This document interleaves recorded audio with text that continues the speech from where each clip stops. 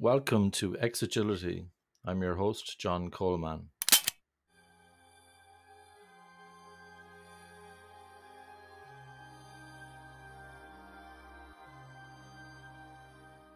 Indi Young, welcome to the Xagility podcast.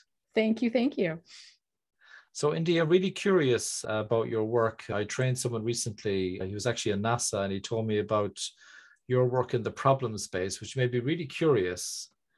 And it reminds me actually of a gentleman I used to work with, Hayden Shoxley. He died a year ago, and he used to give out about canvases that often you have a lean canvas or a business model canvas or whatever, that people, what they do is they go down the funnel. Okay, they're not going straight to solutions, but they kind of are, because they already have, this is the problem, and there's a kind of a particular aperture they're looking at the problem through, kind of thing.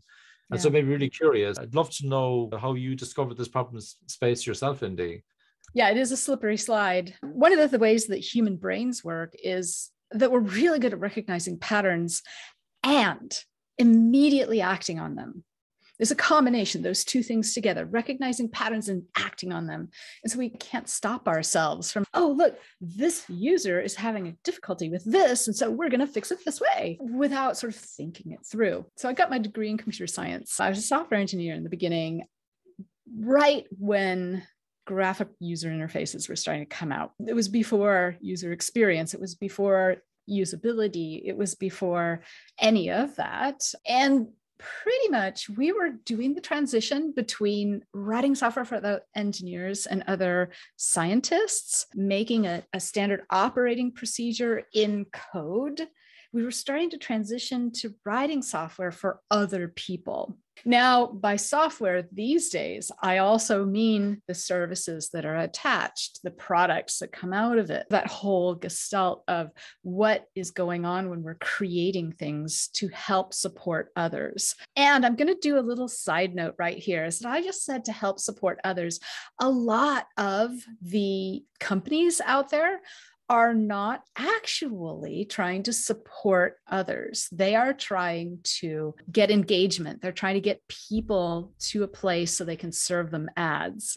That is not supporting people. Yeah, you might be attracting them with some great ways to waste their time, but it's not helping them achieve a particular purpose. Or maybe it's helping them achieve a purpose, but it's disintermediated through these ads. I really am interested in helping organizations support others. I've worked with several government agencies in the UK, in the US. I worked with a bunch of people in India who are working in civic design as well. So this is the mindset, is like, let's not exploit people. Let's actually help them get something done. But what is that something? So far, we've only defined it by our solutions. We've only defined the something someone is trying to get done by how they might use our solution to get it done, or our combinations of our solutions to get it done.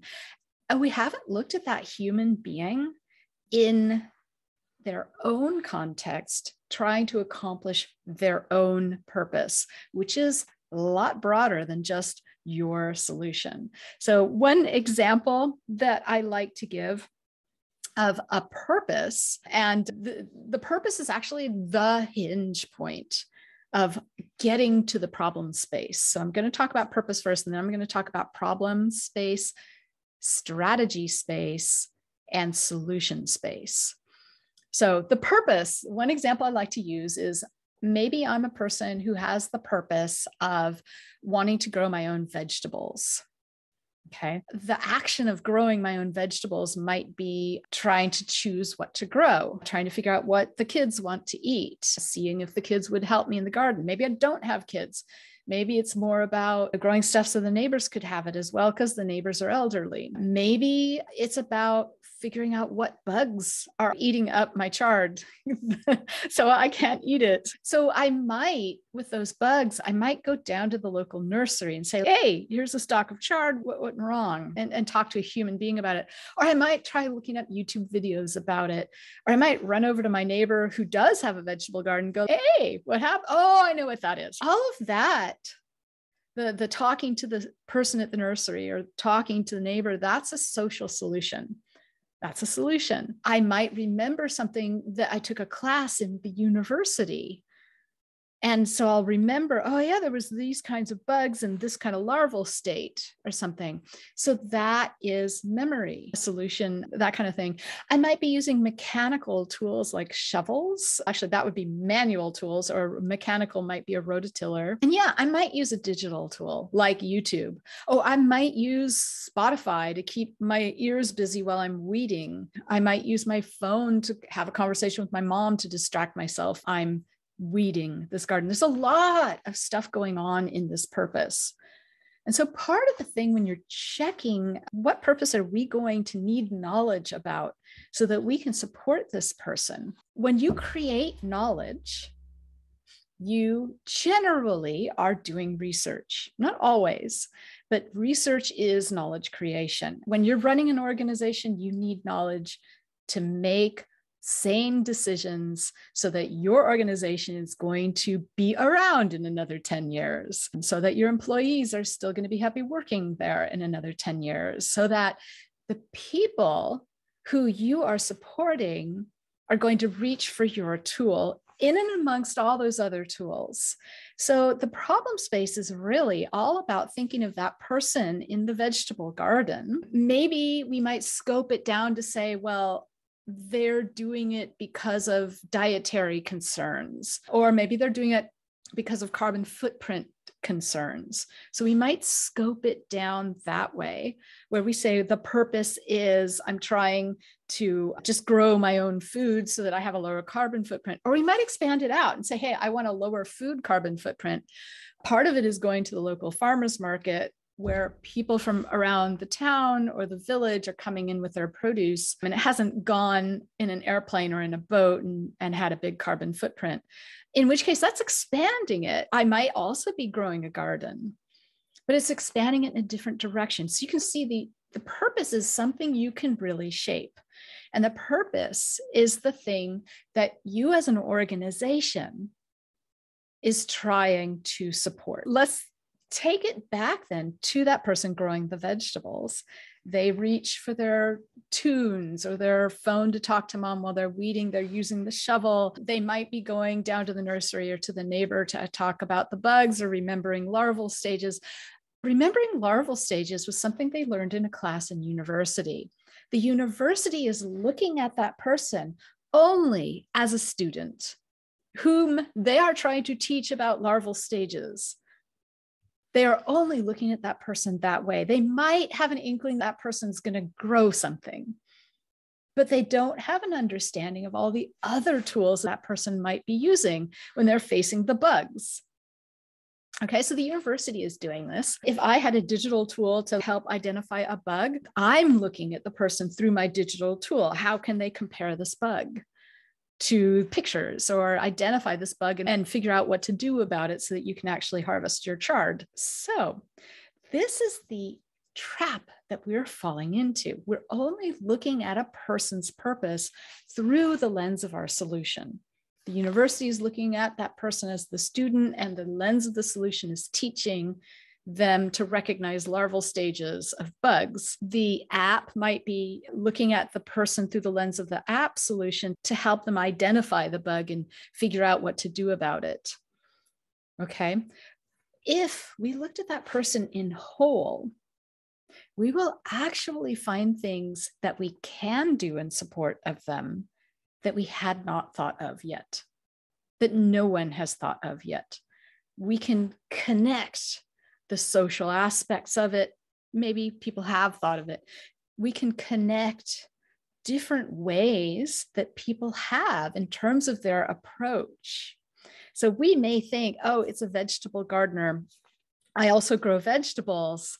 So I'm going to design this app the way I grow vegetables. But lo and behold, people have different thinking styles when they go to grow their vegetables. They might have a thinking style that has to do with, hey, I'm going to be environmentally conscious, or I might have a thinking style of, hey, I would like to grow food for everybody in my neighborhood. And so I need to be cost conscious or time consuming conscious. Maybe I'm working 60 hours a week and I only have 1 hour every weekend to work on the garden. So that's the approach. My thinking style is warping everything that I do in the vegetable garden around that. Yeah, it Yeah. makes a lot of sense because recently I had over 200 students and I gave them a case study of hybrid learning because now people are going back to the campus in the university. And so when you go to the university, should you really be joining a Zoom or a Teams call when you come to the campus? And that's not really cool. So it's actually more complicated to make hybrid learning. Some people don't want to go back and things like that. What you're saying makes a lot of sense because some people, they did go open in terms of what the problem was to solve, and they didn't really put any constraints on themselves. In fact, they came up with some kind of weird and wonderful ideas. But the majority of people constrained their ideas based on what the university was already providing, and they were talking about how they were going to adapt those ideas. Mm-hmm. Yeah. So going back to university, there are people who don't want to go back to university, but there's also people who can't, who could go to university because of remoteness. Like they're caring for their elderly parents. They have children. They don't have the time during the time that the class is being taught. Maybe they have autoimmune disease, or maybe they're in a wheelchair, or they're blind, and it's harder to get to a physical space. There are a lot of ways that people bring themselves to the idea of learning that we hadn't been thinking of. And so we are actually doing a lot of harm. So there's the method that I use takes a step back, but then takes another step back. So we're not thinking about ideas. You said that's that slippery slide falling down the funnel, the pattern, and I want to fix it. I see the pattern, I want to fix it, that kind of thing. Yeah, we can step back and we can do some more discovery and try to understand things, but I want to be more specific about it. I want to be more intentional about understanding other people's ways of thinking without curating the knowledge based on my way of thinking, without letting my assumptions guide the way that I'm looking at it, without letting my bias guide the way that I'm coming up with solutions. I truly want to hear other people's ways of bringing themselves to this particular purpose.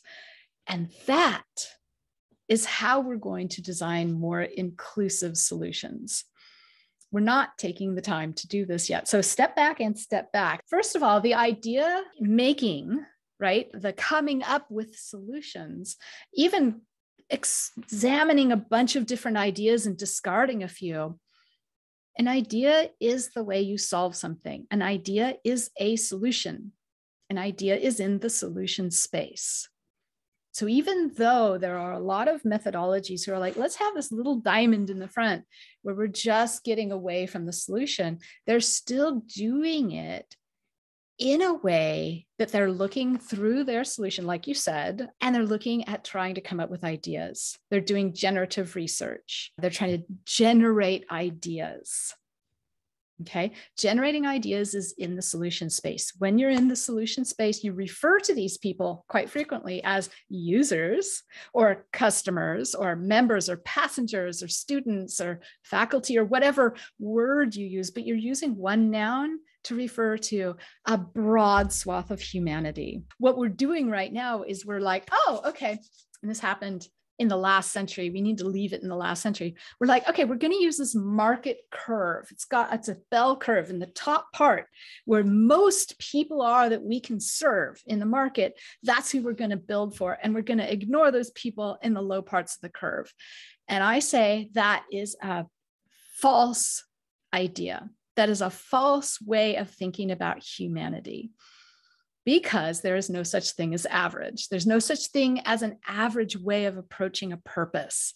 And when you frame it by the purpose, you're like, oh, obviously, I have a different way of approaching my vegetable garden than my grandmother did, than my neighbor did. Maybe there are patterns, and I'm going to get to that in a minute. But what we need to do is not think of that bell curve. We need to flatten that bell curve, because what's happening is that those people at the low parts are like, we're thinking there's low parts and there aren't. They're getting completely ignored. They have not been served. They are not supported. They are sometimes frequently forced to use a solution you've created and are being harmed by it. Think of all the enterprise software out there that's designed for one way of thinking. Question for you, Indy. So I'm wondering, how do you know who to talk to? I'm guessing you need to talk to somebody, right? And I'm kind of wondering, how would you even know who you would talk to? Yeah, where does it start? Yeah, there's a bunch of stages. The very first stage is, what is that purpose we're going to try to understand? We need to build knowledge about it. And we're not going to build knowledge about it once. We're going to build some knowledge about it through 6 more steps. Out the other end of it, we're going to come up with an opportunity map. And the opportunity map is the point at which we finally get to go, oh, here are some insights. Here are some gaps. Here's where we're not supporting this thinking style in this part of the approach. That is the place that everybody wants to get to, but they're not taking all the 6 steps to actually create a valid foundation. They're doing it anecdotally. So one of the things is that a lot of leadership do not trust qualitative data. Quantitative data feels, since it's numeric, it's measuring things. I like numbers. I want to measure things so that I can make the right decision, so that my business is around in another 10 years or 20 or 30 or 40 or 100. This is what I'm thinking about. Qualitative data can actually be measured. And in that opportunity map, what we do is we have the product owners measure how well in each. So let me describe the opportunity map. It looks like a city skyline with a bunch of towers in it.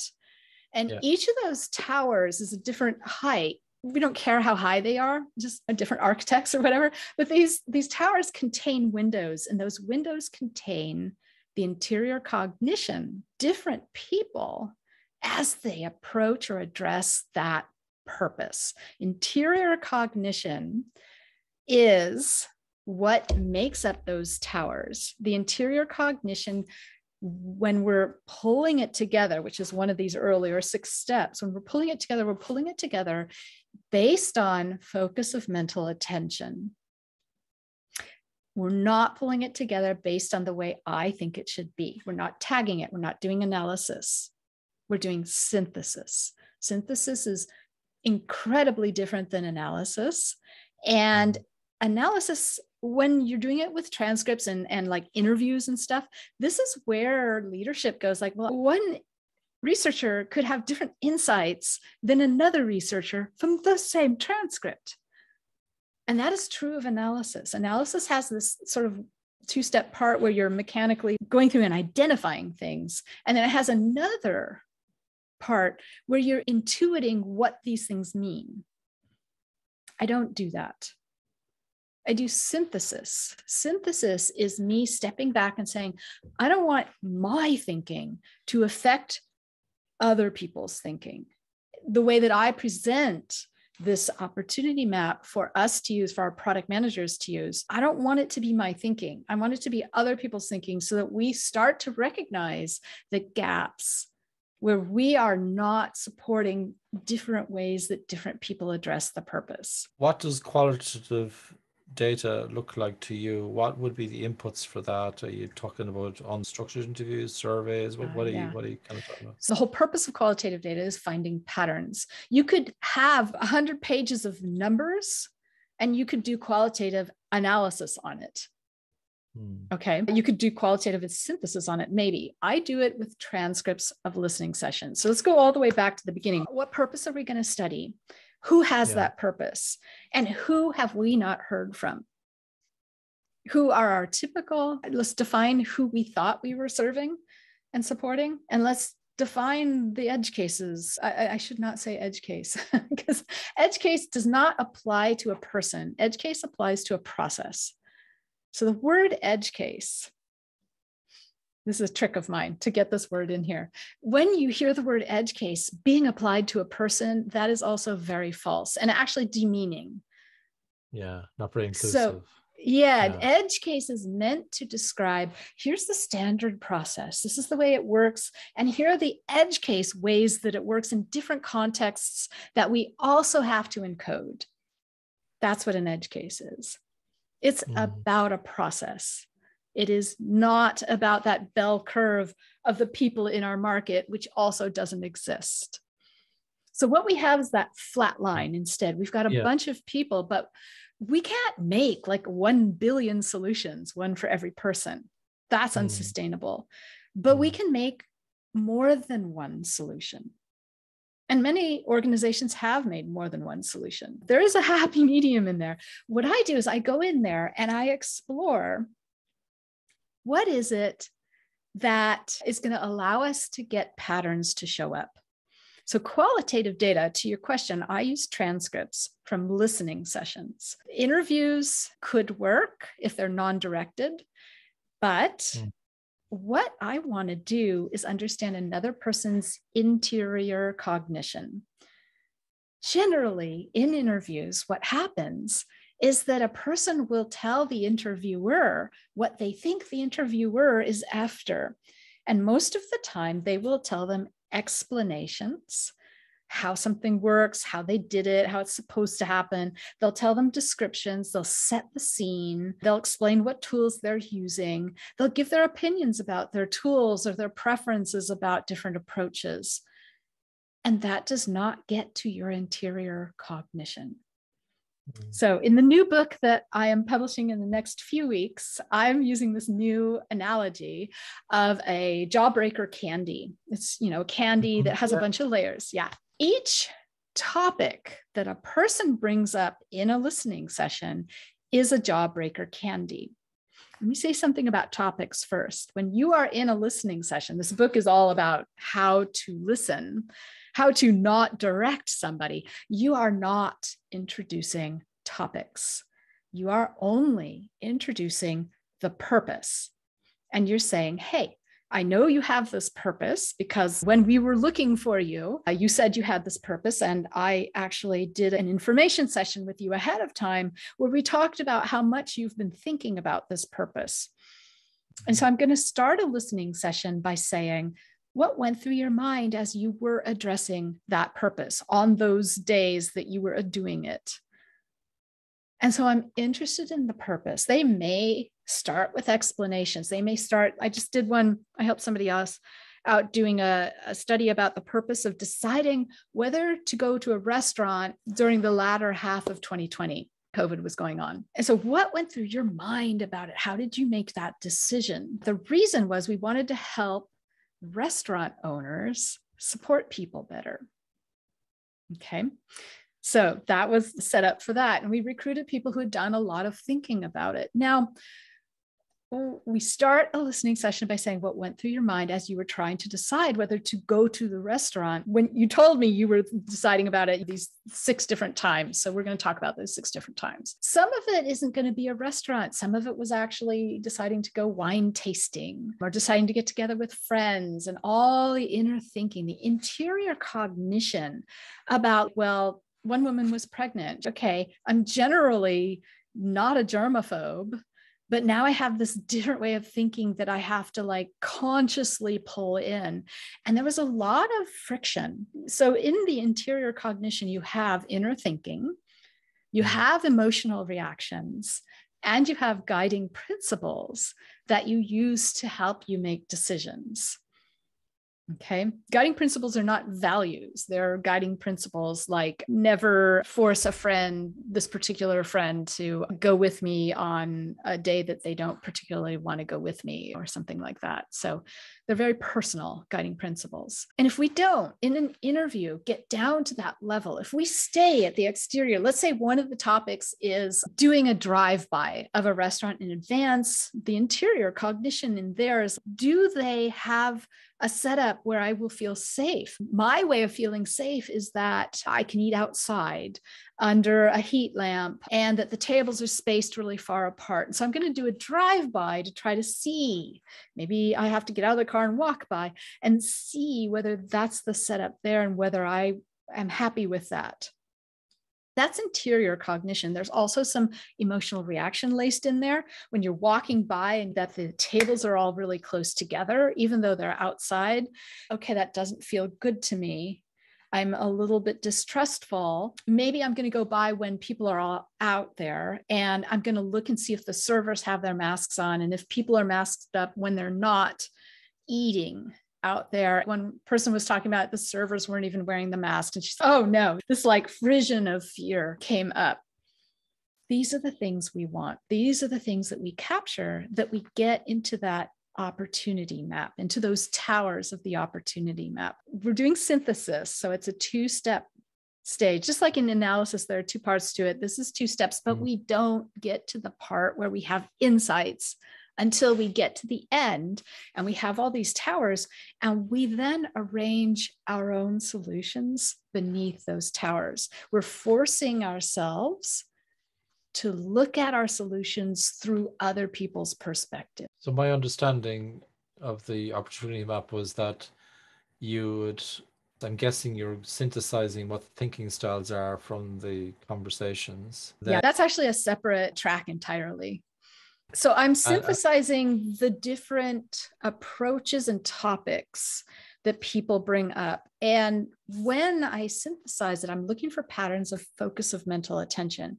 So someone doing a drive-by of a restaurant, the focus of mental attention is, hey, will I feel safe there? Another person might have this, hey, will I feel safe there by calling? Or, hey, will I feel safe there by hearing from friends who went there last week? Okay, so all those are the same. It's the same topic. Now, they might be describing outer exterior layers of that topic of, hey, will I feel safe there? They might be describing how they do it or what the process is. They might be saying, my opinion is that most restaurant owners are being safe, but that's not their interior cognition. And in a listening session, you will try to develop trust with that person and encourage them to talk about their interior cognition. You'll be paying rapt attention to the topics they're bringing up, but also having this background process going, are they speaking at the exterior layers of this jawbreaker of this particular topic, or have they gotten to the interior cognition? And if not, I need to get them to the interior cognition if I can. Otherwise, I have no data. Yeah. So I noticed the word orality as well in one of your videos. I wonder if that's relevant to what you're talking about, because it came under the subject of deep listening, basically allowing for querying into depth. And you mentioned about it, that it could be spoken, could be signed, it could be drawn. Yes. Could you tell us a little bit more about that? I started out with that brains are really good at recognizing patterns and acting on them. Other thing human brains are really good at is communicating to one another. And we have lots of ways of communicating to one another. It includes speaking, but it includes writing, and it includes drawing. If you've ever been with somebody, they've whiteboarded out what they were trying to communicate to you, or sign language, or lip reading, or even just looking at facial expressions and trying to ask about what's going on, or body movements or something if you're actually in the room with the person or having a visual with them. If you're blind, you're not relying on that. You're relying on intonation of the voice. You're relying on some other things that are going on. You could even, if you went and saw a dance, those dancers are communicating to you. So humans are really good at communicating. There's a lot of different ways to communicate. So when you're listening, you aren't just doing it audibly. You're doing it via these other channels. And when I reach out to people to see if they've done a lot of interior cognition about this purpose, I ask them, hey, how would you like to do the listening session? What's the way that you like to do this explaining of what went through your mind? Some people, we've done it by text, on phones, and it's taken days. Some people, we sit down together in person and they like get up and down and they're drawing things for me. Sometimes I just do it by phone. Once I did it by phone and the person was walking down the city streets, and I'm like, I would really appreciate it if you would sit down, because you get so wrapped up in memory mode, in remembering what your interior cognition was in those past places where you were addressing your purpose, that you forget and you cross the street when the light is red. And I'm like, I want you to be safe. So could you please sit down? Right? Or just lean Okay. against the wall or something, because you get so wrapped up in this. These are very different than interviews. In an interview, a Yeah, person is being led. And here, yeah, I the agree. person is doing the leading. Yeah.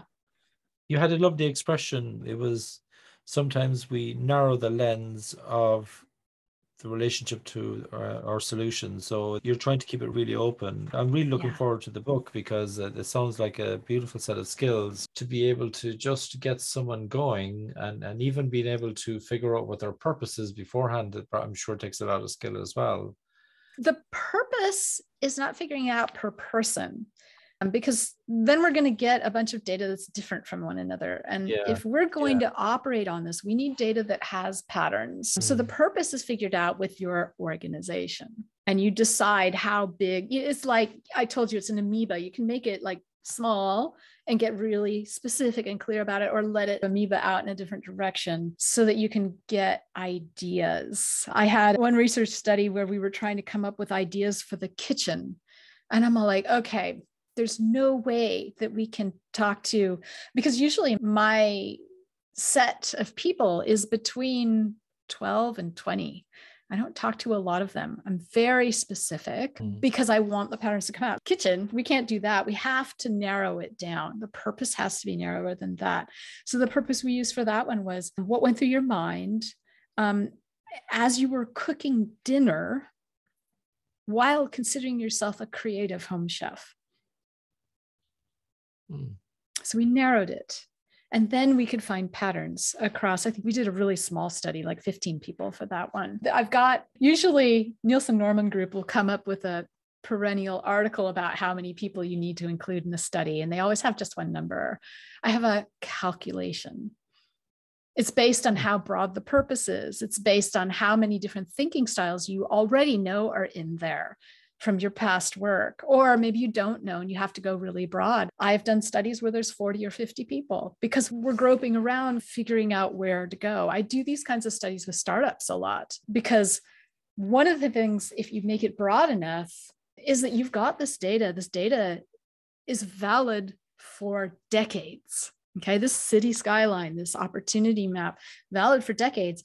If your startup isn't doing so well, you can pivot by looking at the opportunity map and going in a different direction. Just talk a little bit about the opportunity map because I noticed a metaphor that you used, which was neighborhoods, blocks, and towers. Yeah. So what for you would relate to a neighborhood and what would be the block and what would be the tower? To use an opportunity map, to have a city skyline, what we're going to be doing is we're going to be working with a few towers at once. We're generally not looking, these city skylines literally wrap around, if we printed them out, wrap around a conference room. They get quite large. I did one that was only about how you decided what to get for lunch.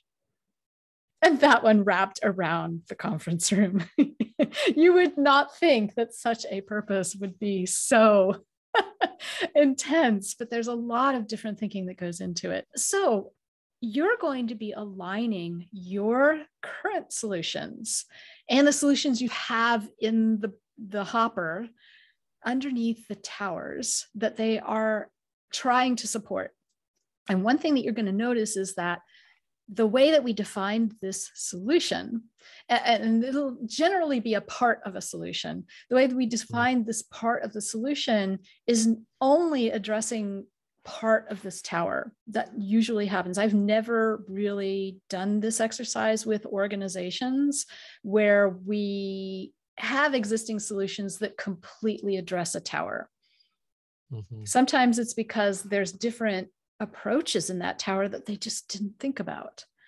Maybe those are approaches that we don't care about, but generally they are. There are approaches that we just didn't think about that we can support. Sometimes it's the different thinking styles. But one of the things is that when I'm pulling the data together, since these things are so big, people are like, where do we start? I'm like, okay, we're gonna narrow it down to a certain neighborhood or a certain cluster of towers. You know, a city, when it starts, I guess none of us have really been in a city when it starts. It's only where it is now. But if you can imagine, it starts as a certain cluster of buildings, and then more buildings get built and more buildings get built. And eventually this is the sort of market district, and eventually that's the sort of business district where people are doing accounting, and there's the area where we're taking care of, you know, the horses or whatever. And then it grows and it grows. I am not applying a neighborhood to the data. The neighborhood is coming from the data. There are some people in the academic world who only like to do analysis, and that may work in certain cases. And they say, it's as if you're saying, this data exists already. And I am saying that. This data exists already. This is inner thinking, emotional reactions, and guiding principles from a certain set of people that we recruited to get us some new perspectives. And so there is data there that we need to let show itself. We need those patterns to show themselves. The way I show those patterns is by using this purpose, the same purpose for everybody in the study. We add to the study. There was this one airline that I did 8 studies in a row for. We just kept adding because there were so many different aspects to look at. Deciding to take a flight and getting a reservation versus getting to the gate on time versus like boarding the plane and taking the flight. All these different aspects had very different thinking styles. I actually use that example, that set of data in my courses. And people who are learning how to do the synthesis, people who are learning how to create or derive the thinking styles that using the same data come up with the same answers, course after course. It's not exactly the same wording that they would use to describe the thinking styles, but it's the same thinking styles. So anyway, the 8 studies in a row, they happened to do them over the course of, I think we did 18 months worth of work together. Ordinarily, an organization would add to their opportunity map after they've reached a certain point where they want more. That could be after a year, it could be after 5 years. After they've reached a certain point where they're like, okay, we've mined what we've got, we're supporting more people, we're doing a help harm graph, we're showing our product managers, like, here's measuring how well we're supporting this tower this quarter. Here's measuring it after we made some changes the next quarter. Here's measuring it 3 quarters on after we did some bigger changes. And we're seeing if we're moving the dial up out of the harmful area into like we're helping more of the people. So there are 2 aspects to it then. Is it about reducing harm, but is it also about addressing unmet needs as well, Indi? Is that where you're going? Yeah. Okay. And there's going to be neighborhoods in the data that we gather where maybe we made that purpose pretty elongated and we're like, no, we're just not going to go that direction with this org. Or maybe it's one of the startups and they're like, let's keep that for future if we need it. I also saw in one of your talks, you mentioned that you'd like to intentionally include people who are ignored. Was that about the bell curve that you were talking about earlier, where people eliminate the edge cases? Okay. Yeah. And it's also in recruiting. So I do recruit intentionally to make sure that I'm getting different perspective, different interior cognition. And I talk about that in the book a little bit. I have a course where I ask people to bring their own study and I help people in the course frame their study. I also do that as coaching on a one-off basis, but the picking of the people, the recruiting in a different way than just going, oh, let's hire a market recruiting firm and just get people from their database. That's how we're getting different perspectives. The people in the market recruiting database are not the people that we're after necessarily. Yeah, because that's like milking the cow we already have, isn't it? Rather than finding the next creature. And I also noticed as well, I think I saw in a visual that the problem space piece would be done once a year. The strategy would be continually reviewing the opportunity maps, I'm guessing. Right. And the opportunity backlog. Yes. And then that would feed what would be typically the discover to delivery, lean, agile type stuff that kind of goes on. Yeah, that's exactly it. I wouldn't say you have to do it once a year. I'm saying do it when you're ready to find some new knowledge. Okay.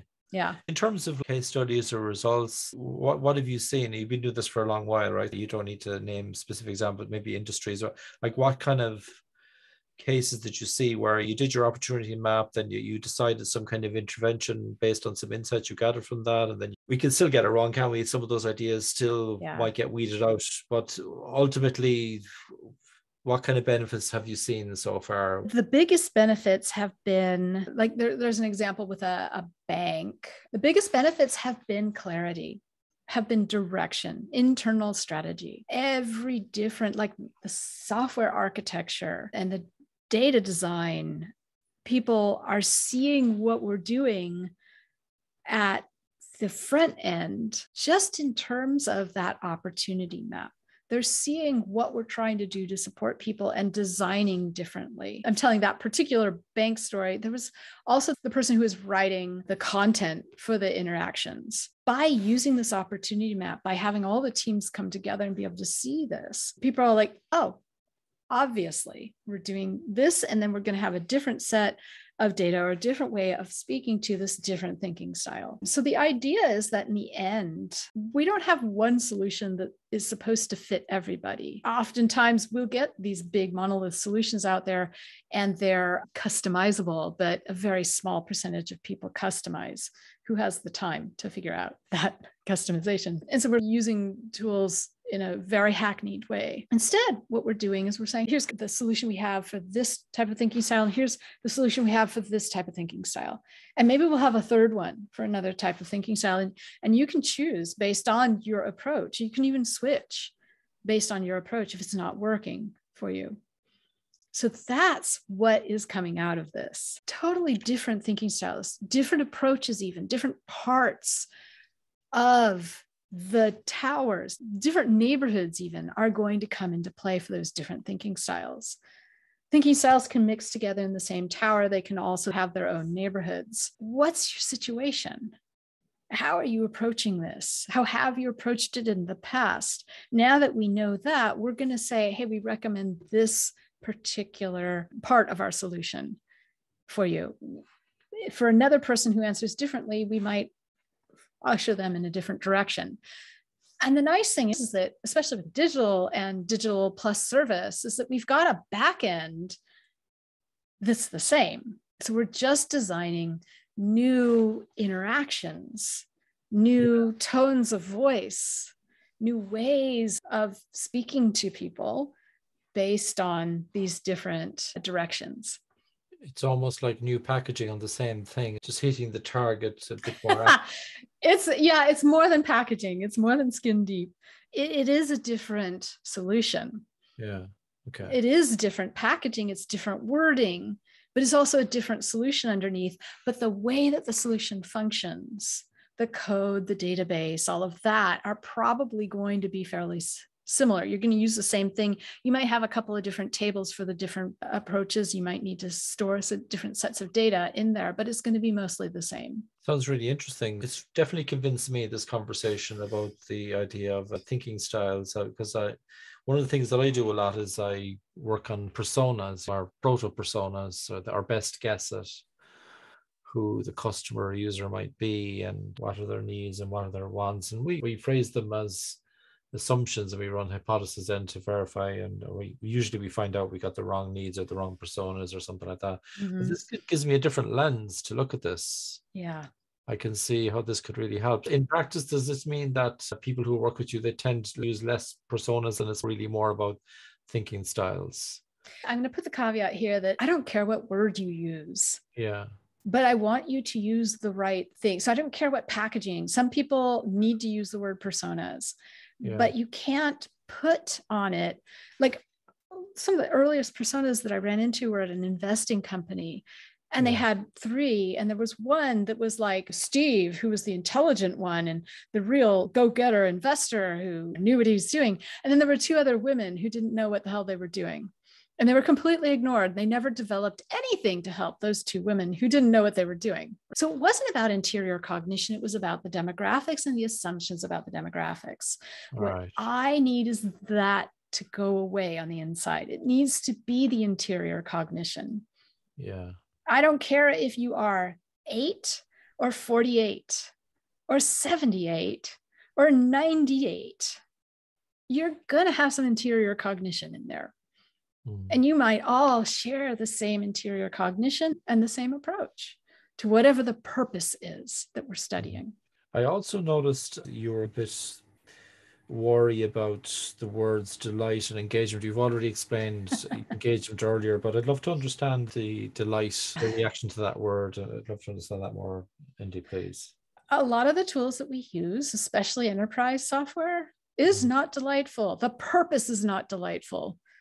Why should we describe it as delightful? So when you talk about a purpose, delight might be a part of it, like growing a vegetable garden. You might be delighted when you get to pick, I'm trying to think of the British word for some of the vegetables, but in any case, I'll just use the American one. When you get to pick 5 eggplants or something and give a couple away to the neighbors, that would be delightful.